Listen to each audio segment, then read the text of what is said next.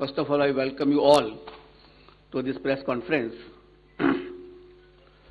As you are aware, that the term of legislative assemblies of Goa, Manipur, Punjab, Uttarakhand and Uttar Pradesh are due to expire in this year on March 15th, March 19th, March 23rd and again March 23rd and May 14th respectively.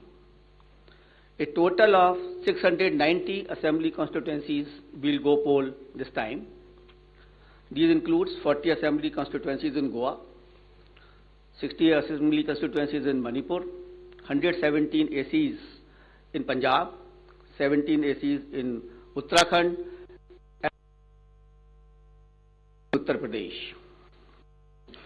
The Constitution of India places upon ECI the solemn responsibility to conduct timely elections. It is the right of citizens to exercise their sovereign will and elect their representatives. For the past 2 years, the impact of COVID-19 has made conduct of elections extremely challenging. All those present here today and those listening to us have been part of this journey, full of trials and tribulations. It is our duty to see how to conduct elections in a manner that protects both the voters and the vote. As the country faces a surge of COVID cases and emergence of a new variant, Commission would like to explain in some detail the new protocols that have been put in place for conducting forthcoming elections in a free, fair, participative, accessible and safe manner. But before that, we would like to tell you something about the various preparations which we have done. We work with 3 broad objectives this time, and foremost is the COVID-safe election. Second is hassle-free, comfortable voting experience to the voters, and third, the maximum voter participation. Friends, for the last 6 months, the entire election machinery was gearing up for these elections.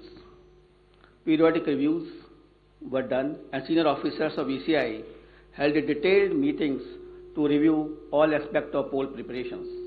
A lot of advanced planning and meticulous preparation has been done. In the month of December 2021, Commission visited the poll-bound states to review poll preparedness, and we also had a virtual meeting with the political parties of Manipur and their officers. We discussed with various political parties and elicited their views and suggestions. We also met the chief secretaries, DGPs, DOs, SPs and various enforcement agencies in the states on various issues of preparedness. As the COVID cases showed a resurgence, especially in view of the new variant of concern, that is Omicron, Commission held meetings with Health Secretary, Government of India, and health experts as well, health secretaries of the states. We also had discussions with the Union Home Secretary on this issue.